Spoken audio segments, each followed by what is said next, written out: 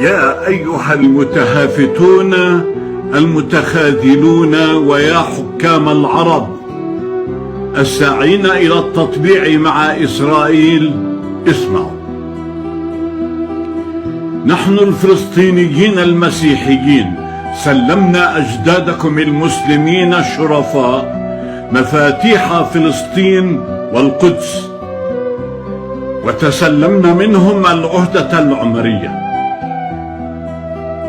نحن ثبتنا أمناء على العهد وسنبقى كذلك. أما أنتم فماذا صنعتم بتلك المفاتيح؟ ولمن سلمتموها؟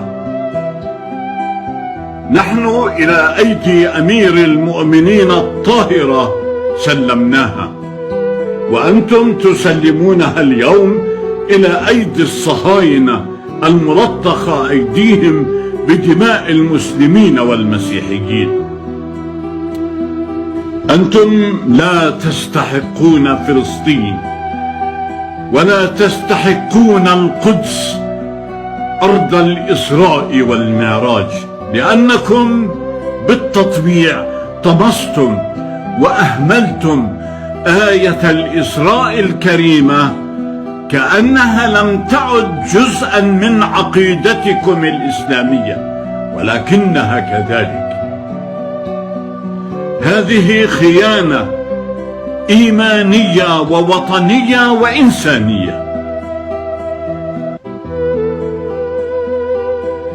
هل تريدون أن تحموا إسرائيل؟ احموه، امنحوها صكوك غفرانكم وثبتوا وجودها بالتطبيع والسلام.